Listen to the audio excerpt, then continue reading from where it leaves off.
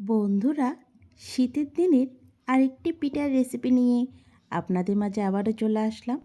আজকে শেয়ার করব দুধ ঘুজিয়া পিঠার রেসিপি। দুধ ঘুজিয়া পিঠা বানানোর জন্য প্রথমে আমি চুলাতে একটি পাত্র বসিয়ে দিয়েছি। এবার এর মধ্যে 1 কাপ চালের গুঁড়ো দিয়েছি। এবার চালের গুঁড়োটাকে হালকা একটু ভেজে নিচ্ছি।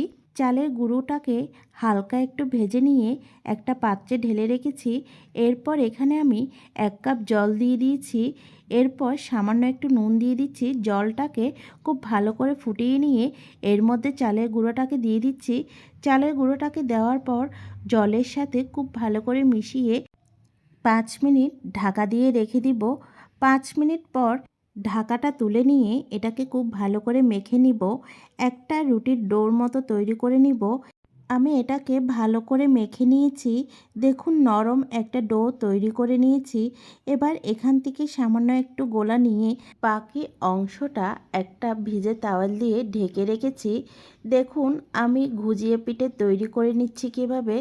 আপনারা ভিডিও দেখলে অবশ্যই বুঝতে পারবেন আমি কিভাবে এই পিঠাটা তৈরি করছি। আপনারা ভিডিও দেখে নিশ্চয়ই বুঝতে পেরেছেন এই পিঠাটা আমি কিভাবে তৈরি করলাম।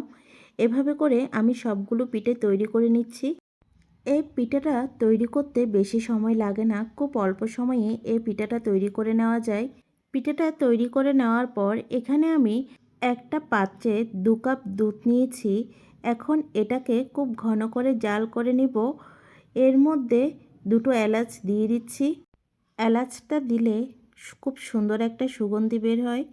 এরপর দুধটা যখন ফুটে উঠবে এর মধ্যে ঘুজিয়ে পিঠেগুলো দিয়ে দিচ্ছি। সবগুলো ঘুজিয়ে পিঠে দুধের মধ্যে দিয়ে দিয়েছি। এবার এটাকে 5 মিনিট জাল দিয়ে নিব। ঘুজিয়ে পিঠেগুলো 5 মিনিট দুধের সাথে সিদ্ধ করে নিয়েছি। এবার এখানে আমি গুড় দিব। আপনারা চাইলে গুড়ের পরিবর্তে চিনিও দিতে পারেন। গুড়টাকে আমি আগে থেকে সামান্য একটু জল আর একটা এলাচ দিয়ে একটা শিরার মতো তৈরি করে নিয়েছি। এর মধ্যে আমি দুধ ঘুজিয়ে পিঠেটা ঢেলে দিলাম। এরপর আস্তে আস্তে এটাকে নেড়েচেড়ে গুড়ের সাথে মিক্স করে নিচ্ছি। গুড়ের সাথে পিঠেটাকে মিক্স করে নিয়ে একটু ফুটিয়ে নিব। একটা চামচ দিয়ে আবারও একটু নেড়েচেড়ে দিচ্ছি। দেখুন, তৈরি হয়ে গিয়েছে দুধ ঘুজিয়ে পিঠে। এই রেসিপিটা ফলো করে আপনারা চাইলে একবার হলো বানিয়ে দেখবেন। এই শীতের দিনে এই ধরনের পিঠে খেতে খুবই ভালো লাগে। এখন আমি এটাকে ঠান্ডা করে নিয়ে পরিবেশন করে দেখাচ্ছি এটা দেখতে কেমন হয়েছে। আপনারা নিশ্চয়ই দেখেই বুঝতে পারছেন এটা খেতে কেমন হবে। দেখতে যেমন সুন্দর হয়েছে, খেতেও সত্যি বলছি দারুণ হয়েছে। এই রেসিপিটা একবার হলো ট্রাই করবেন আর কমেন্ট করে জানাবেন খেতে কেমন হয়েছে। তো শীতের দিনে এই ধরনের আরও পিঠের রেসিপি চান কি না অবশ্যই আমাকে জানাবেন।